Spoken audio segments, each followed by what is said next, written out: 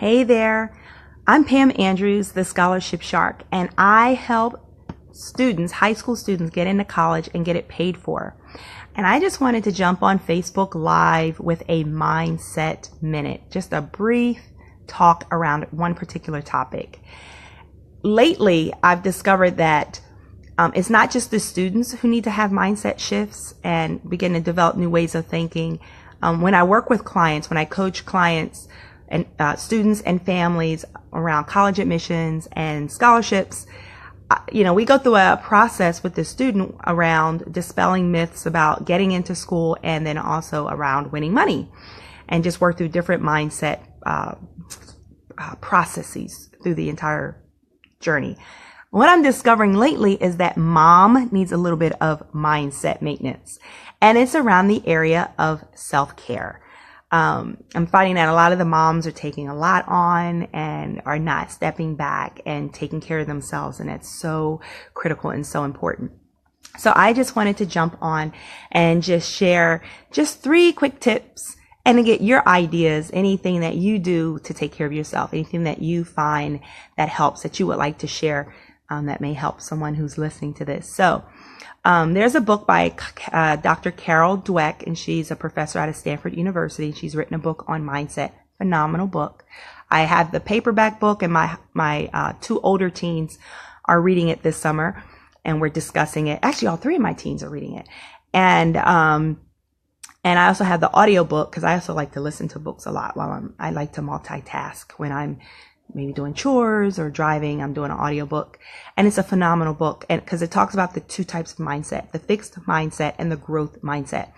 Now, the fixed mindset believes that your traits, your abilities, you're born that way and there's nothing you can do about it. However, the growth mindset believes that, it can be developed through dedication and through hard work. And it's really encouraging, because that means you don't have to stay stuck where you are in terms of your thinking, that you can change. And she shares some of the research, some of the science behind it, and it's a great read. So I, again, just wanted to help moms kind of get unstuck when it comes to self-care. So again, this mindset maintenance for moms is really important, because it's going to affect your movement. If you don't take care of yourself, you're not going to be able to take care of anybody else. It's going to affect your motivation. You may not want to do for others when you're not kind of being poured into, and it impacts our mission as moms. So self-care is very important. So I'm just going to share 3 quick tips. Number 1, and these are just things that I do, have some time alone.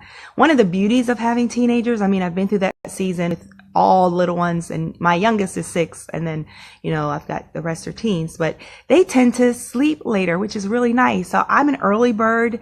I get up early and I get at least 30 to 40 minutes to myself before there's activity. So find time in your day to get some time alone. If it's in the middle of your day, it's in the end of your day, but just take that time alone to be by yourself.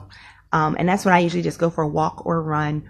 And I just play my podcast. I'll just listen to a podcast, or I'll listen to the Bible on tape, or a devotion, or some music. But that's my alone time, so that I can focus on me and to pour into me, so that I can pour out to my children. Another thing I like to do is I keep a gratitude list, things that I'm thankful for, because it's so easy to get caught up in what's not working and running and doing this and doing that for everybody. And I'm kind of worn out. And, I've got an older one who's home from college, and he's my driver, and I've got my next driver coming up in a few months. So, but, if you don't slow down and reflect and express gratitude for the good things in your life, then that will wear you down. I tell my kids all the time, you cannot be a worshiper and a whiner at the same time. You're either going to worship or you're going to whine. So you're going to either have a heart of gratitude, or you're going to kind of complain and wear yourself down. So, just keep a short list every day, and you can build on that list, or you can put a sticky on the refrigerator, in the mirror, or in the car on the dashboard, and just focus on one good thing. And that's another, for me, a great way that I focus on self-care. And then the third thing is unplug and reconnect.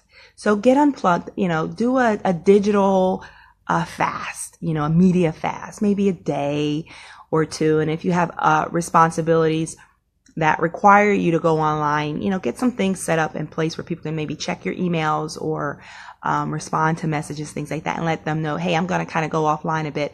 But you're going to reconnect with family or maybe a few girlfriends, have a girls' night out, go to the movies.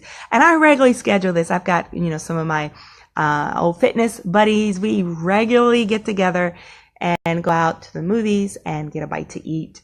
And it's just such a great time. And we just laugh, and I come home and I'm so charged, and my kids notice the difference. They're like, wow, we like this, mommy. So that's important.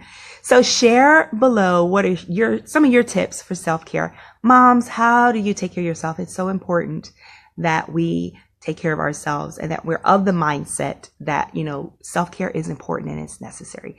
So I love to hear from you. And before I sign off, I am offering free 20-minute discovery calls where I just talk with you about where you are, where your student is in the college planning, college admissions, and scholarship journey, just to see if I'm able to work with you and help with you, to help you and work with you. And I love to do that. And so if you just click, and I'll include a link. I've included a link, in this post, or you can just go to the website at thescholarshipshark.com and click on the Work With Me tab. Everything starts with a discovery call. I don't work with everyone. There are times when I've had to tell people that, I'm not a good fit. We're not a good fit. It's kind of like a Match.com, that beginning process to see if we're a good fit. But if not, I try my best to refer other resources to the family. So I would love to just hear from you, and go ahead and complete that form and schedule a time for us to chat. And that's it. And until next time, I am Pam Andrews with the Scholarship Shark, where we help you take the bite out of college debt. Bye.